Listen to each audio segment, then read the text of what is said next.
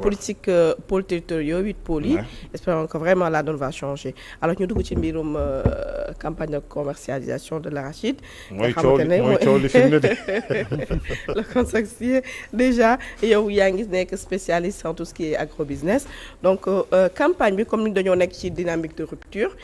cette fois-ci déjà gis nañu les nouvelles autorités am nañu avancement yu ñu noté notamment ci yokk bu ñu yokk njëgum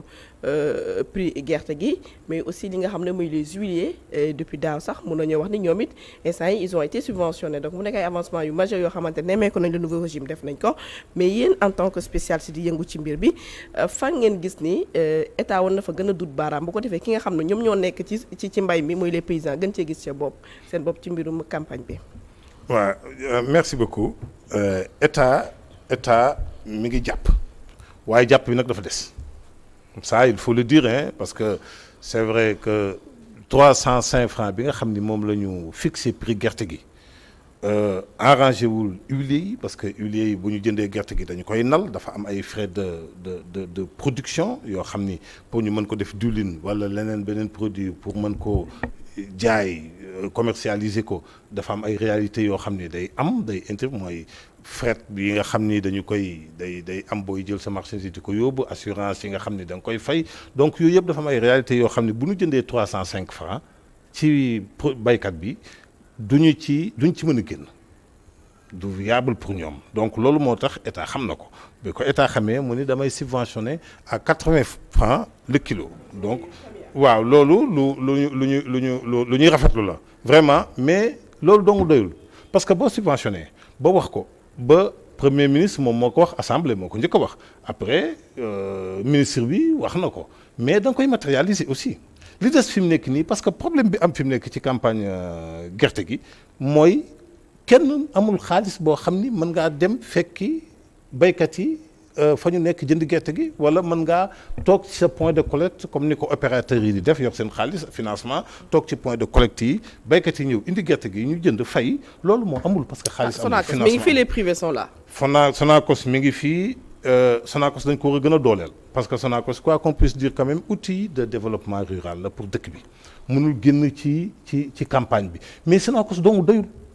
Sonacos peut-être mën na jënd 250 000 tonnes ci campagne bi mais huiliers yi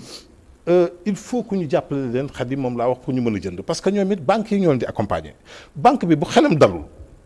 ci ki muy accompagner mais du jël xaalisam jox la ko mais tey jii bu amee protocole boo xam ne am na entre le ministère l'État du Sénégal ak les huiliers boo xam ne dañu ko signé noir sur blanc nga yor ko yow huilier dem ci banque ni ko maa ngi nii sama protocole gi man ak état bi mais dina jël xaalisam jox la donc le problème fi mu nekk mooy huiliers yi Copéol moo fi nekk comme huilier benn société la muy Copéol à part moom Sonacos moo fi ne Sonacos c'est l'État il y a les transformateurs de qui sont à Touba de Raziat ñoom également ñi ngi ci di góorgóorlu pour jéem a transformer gerte gi def ko nal ko def ko diwlin wala ràkkal mais ñoom it dañu soxla État accompagner leen parce que xam nga xam ni nga bay ba noppi yàlla dimbali la nga am production bu baax vraiment nga fexe ba téye sa produit ci dëkk bi daa gën fuuf defe naa nga jël produit bi joxe ko ñu yóbbu ko bitim réew parce que chinois yi bu ñu jëndee gerte gi fii dañu koy jël yóbbu bitim réew transformé ko boo moytu sax indaatal ñu ko di ñu ko jaayaat donc loolu souveraineté alimentaire bi nga xam ni ñun fi mu nekk moom la ñuy xaar mais loolu du ko yombal li gën mooy boo xasee ba accompagner les producteurs ñu fexe ba produire ci taxawaayu baykat bi pour am production bu baax yow état nga fexe ba accompagner ñi nga xam ne ñoo am pexe ci gerte gi parce que ñi am pexe ci gerte gi mooy ñi ko mën a transformer mooy les huiliers mooy les transformateurs waa Rasiat yi mooy Sonacos nga fexe ba accompagner leen yow état ñu jënd gerte gi ci baykat bi mën a liggéey gerte gi ci dëkk bi mën a respecter chaîne de valeur bi nga xam ni moom moo am ku ci nekk mën ci gis sa bopp mais jàmm ni ñooy donc état foofu la ñu koy xaar rek. d'accord Ablaye Mbow. waaye man en fait effectivement je pense que le ministre de l'agriculture war na yëngu pour véritablement une bonne réussite de la campagne arachidière mais au moins dafa am loo xam ne man constaté naa ko 900 000 tonnes la ñu annoncé. Je pense que peut-être que damay njort ni loolu moo nekk le bon chiffre. damay njort parce que on nous parlait yàggul tuuti de 1 400 000 etc. Bon, je me pose la question de savoir si véritablement kii bi c'était pas assez gonflé parce que boo jëlee je pense doyen total bi huileries di soxla c'est à peu près 400 000 tonnes su ma juumul 400 000 tonnes waaw à peu près boo jëlee li nga xam ne moom la ñuy soxla pour denc ko pour intrants yeeg yu demee noonu bon ça peut tourner autour de 150 000 tonnes à peu près wala 200 000 tonnes léegi imagine toi leneen lu si des yàgg naa ko wax xanaa dañ koy tigadege xanaa waxin la waaye je comprends non waxin la mais dama la bëgg a yokkal ni exportateurs yi aussi ñu ngi non après avant exportateur après bu ñëwee mais chinois itam li ñuy yóbbu tamit jàpp naa ni du yees wala bu yeesee tamit du dépasse lu bari lu huileries doon jël maintenant je pense qu'aujourd'hui il faut quand même une meilleure réorganisation même si li nga xam ne mooy modèle de commercialisation bi nga xam ne moom la ñu am au Sénégal parce que voilà parce que quand même chaque année commercialisation de l'arachide mais pratiquement c'est le même procédé même procédé bi la ñuy wax même procédé bi la c'est-à-dire que waa huileries yi taxaw kii opérateurs yi taxaw paysans yi taxaw après ñu ne ok étrangers yi kañ la ñuy dugg si je pense qu'aujourd'hui il faut quand même que l'on puisse repenser le modèle ñi ngi ci moi je dis que information yi nga xam ne am nañu ko depuis un certain temps SENIA bi muy le cadre de concertation des acteurs comité national interprofessionnel de l'agriculture de l'arachide du moins ñi ngi koy restructurer loolu Banque mondiale mi ngi ciy jàpp par le biais de FNDAPS ñu ngi ciy jàpp ñu ngi ci boobu ba léegi ñoom ñu ngi liggéey ak le ministère ci restructuration bi fexe ba SENIA bi mi nga xam ne mooy défendre intérêt acteurs yi moo xam béykat bi la moo xam opérateur bi la moo xam huilier bi ñoom ñëpp ñu nekk ci filière bi am taxawaay boo xam ni pour développement filière bi développement filière bi mais loolu Ablaye fii ak xëy na des na ñu am na benn accord cadre boo xam ne état war na ko séq ak SENIA bi ñu si accord cadre boobu contenu bi defar nañu ko ñi ko war a liggéey nañu ko ba noppi li ci des mooy état signé ko ñu xam ni léegi état jël na ci ay prérogatives am loo xam ni daf koy dénk SENIA bi pour SENIA bi doxal ko pour filière bi mën a am développement mais le problème mooy fi mu nekk nii fi ñu taxaw nii fi mu nekk nii baykat bi sànq bi may ñëw maa ngi wootee Nioro ñu ni ma tey la luuma Nioro baykat ñi ngi sareet yaa ngi jël gerte gi di dem ci luuma bi ñu koy brader di ko wanteer ay 250 ay 200 francs la ko baykat bi di jaayee parce que gisul keneen ku ñëw jënd ci 305 bi nga xam ni moom la état bi fixé donc loolu la ñuy jaay gerte gi mais loolu baaxul am na ñoo xam ne fi mu nekk dañuy jël seen gerte di ko leble te leble boobu c'est grave parce que loolu mooy indi ay bons impayés général li ci ëpp donc fi mu nekk état li mu war a def mooy fexe ba situation bii ñu nekk mu débloqué wu balaa ñuy wax ni nañ xool long terme beeg ay court terme boog mais fi mu nekk nii béykat bi li nga xam ni am béy na ko ci gerte il faut ñu gis ñu ko jënd. waaw parce que problème bi mooy loolu Ablaye. parce que dernière je crois bien que dernière année nguuru président Macky Sall déjà il y avait un financement de la Banque islamique en faveur de la Sonacos.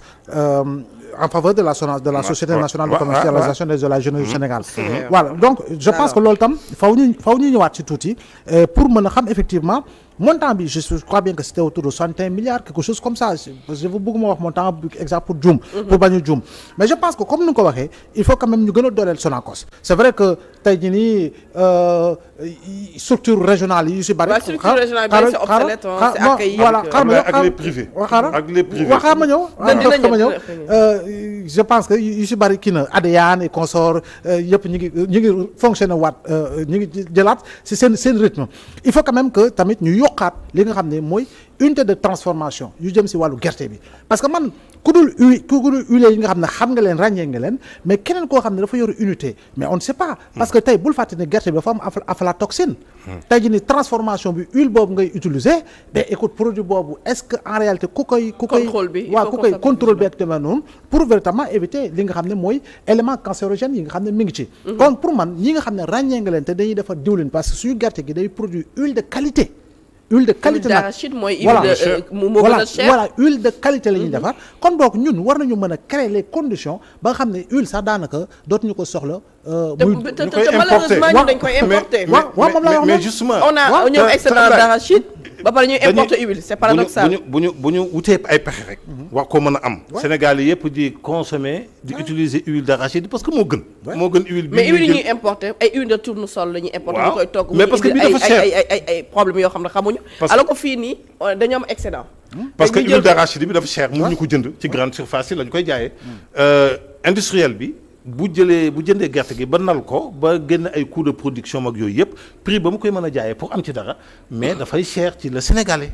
ñi ko mën a jënd bariwul mais ni ñuy subventionné yenn denrées de première nécessité yi. est-ce que waruñu ko subventionné huile bi pour que huile d'arachide bi pour que ñu mën ko consommer. état war na ko mën a subventionné. yooyu yëpp je dis que ci dynamique di wàññi sax les denrées. mais justement parce que yooyu yëpp organisation la xam nga problème bi dëgg-dëgg mooy filière arachide dafa amul organisation fi mu nekk nii. li fi newoon dafay toog ba caag jug fi.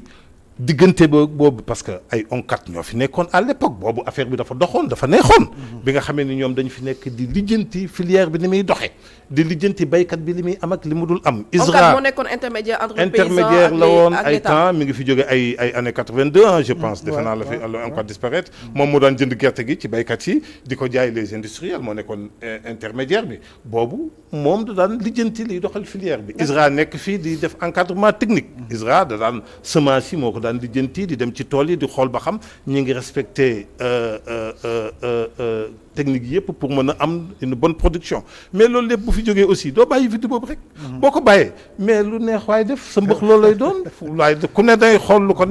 ko arrangé rek nga nekk ci. te fi mu nekk secteur bi filière bi loolu moo fi am dafa jafe lijjanti.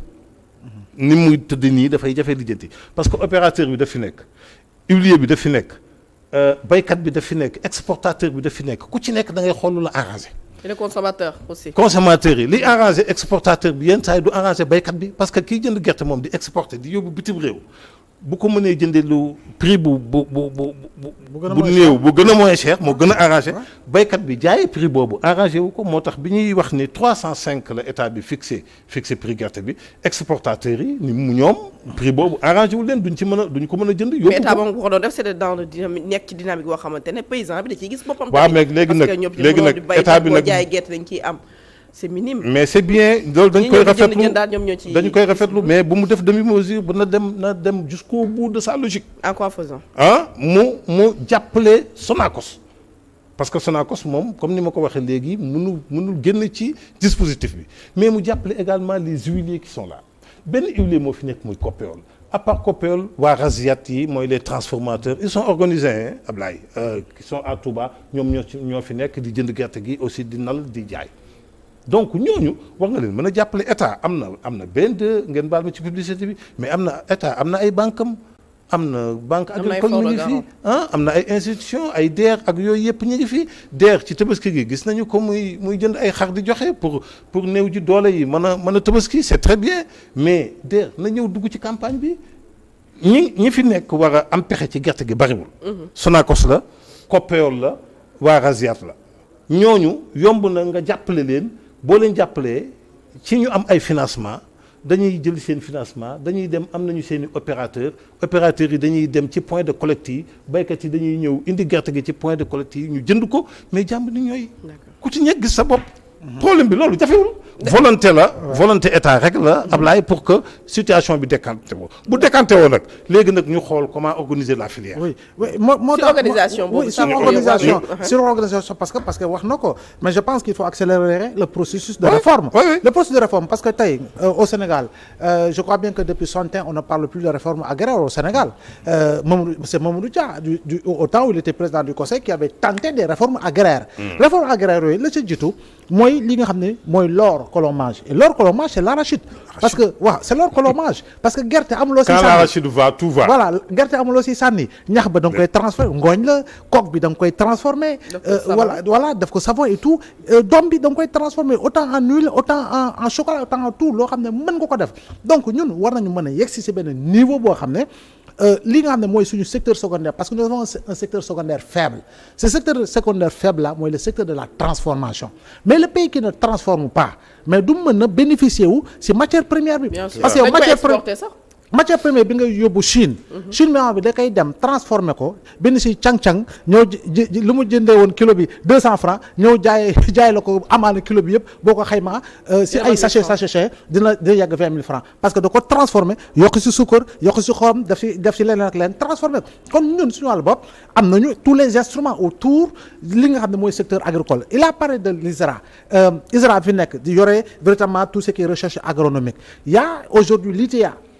qui fait véritablement des merveilles en termes véritablement de proposition en termes si wàllu transformation technologie alimentaire tey jii nii tu as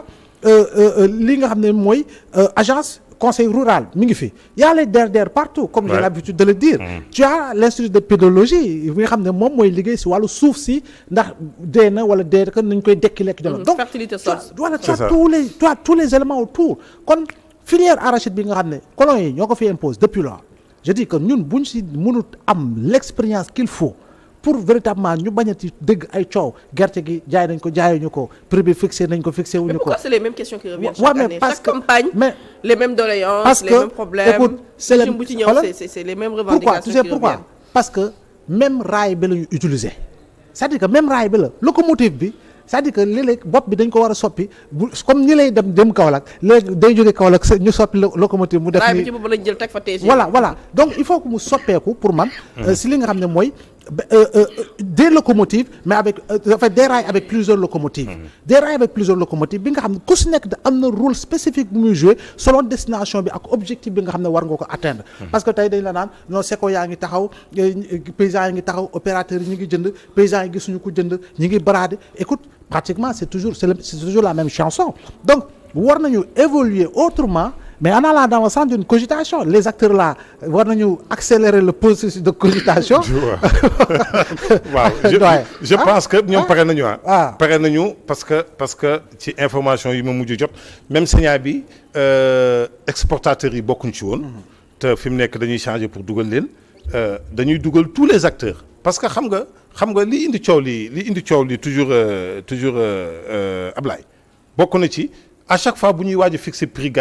gerte gi rek coow li commencé. parce que boo xoolee ren bi ñuy waaj